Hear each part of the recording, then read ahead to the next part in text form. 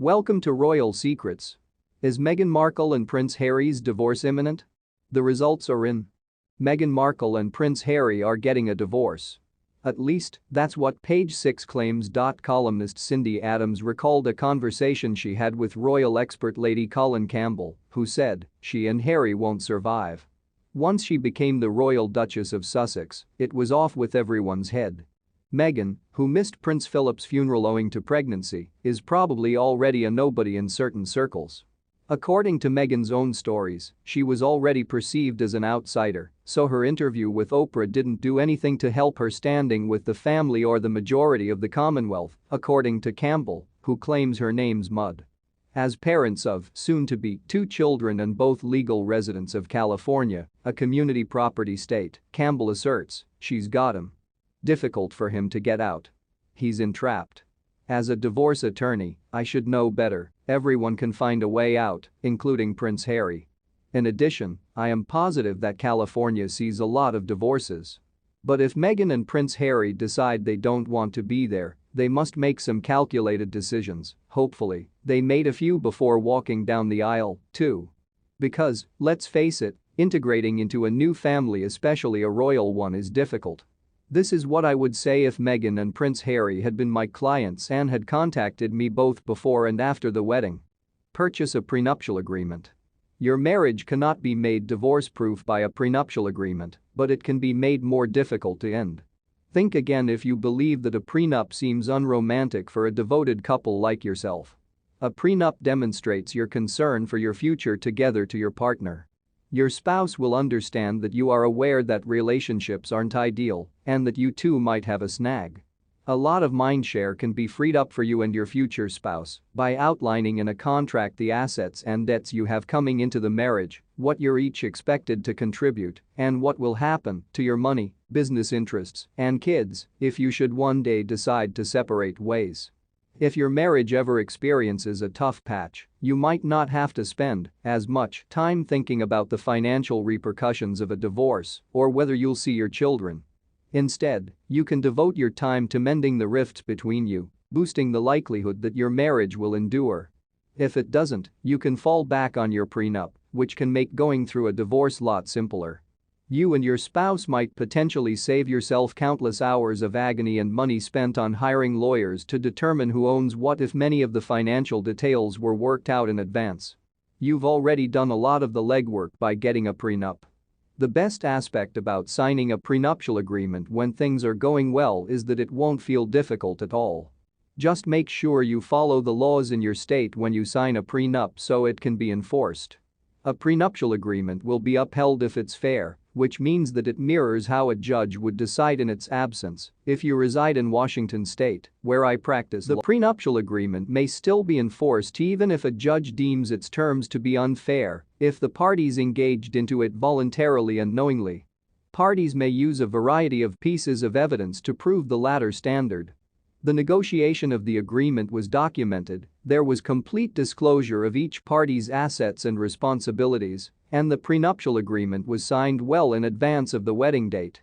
According to rumors, prenuptial agreements aren't typically binding in the United Kingdom, thus Prince Harry and his bride didn't have one. It appears that neither a royal, including Prince William and Kate Middleton, has ever had one. Fortunately, that's not the situation in the US, and I would advise anyone setting up residency here in America, as well as young Archie, to acquire a prenup when he finds his bride. Grab a postnup. Given it never rains in Southern California, I presume Meghan and Harry will remain there for some time, therefore a postnuptial agreement might be enforceable. The main difference between a postnup and a prenup is that spouses sign one after marriage rather than before. A postnuptial agreement could significantly lessen the strain, particularly if you're dealing with family conflict and other difficult circumstances like Meghan and Harry are. In Washington, the state where I was born and raised, a postnuptial agreement, also known as a marital agreement, is generally enforceable if the spouses entered into it voluntarily, if it is fair and reasonable, and if it clearly reveals the assets and liabilities of each party. Whether each party received independent legal representation before agreeing to the parameters of the agreement determines whether it is fair. The justifications for signing a postnup can vary, They may be motivated by a desire to shield yourself from the effects of your spouse's reckless financial or debt-related behavior, a desire to support your spouse after they scale back or give up their career to be a stay-at-home parent, or a desire to separate particular assets that each of you brought into the marriage. As they wait for additional repercussions from their palace exit, a post-nuptial agreement can help Meghan and Prince Harry strengthen their relationship. Additionally, I've heard that their new Santa Barbara home was expensive. Where did the funds to pay for it come from? Then there are the claimed multi-million-dollar deals the pair purportedly made with Spotify and Netflix in 2020, all of which are apparently related to a company they co-founded. The duo has given it the appropriate name Archwell Productions. Let's just say that as each day goes by, Meghan and Harry's interests are becoming more and more important. That makes it the more important for them to work to safeguard their individual interests. Not to mention that the family is still observing from the other side of the lake. The Crown manages situations, no matter how unpleasant, Campbell reflected. They'll wait until the situation crystallizes. Think about one another. Marriages demand a lot of attention, prenup or postnup. I can attest that the divorce process is not for the weak of heart, having assisted tens of thousands of clients through it, as well as surviving my own. So, there's no need to be afraid of getting divorced. But it's also not a choice to be made hastily. For this reason, whether it's their first marriage or a subsequent one, or during difficult periods in their marriage, I advise the clients who come to me to get ready to block out the noise that will occasionally disturb them. Relatives, children, work, money, sickness, and possibly a monarchy. Whatever it is, it has the potential to endanger even the strongest of bonds.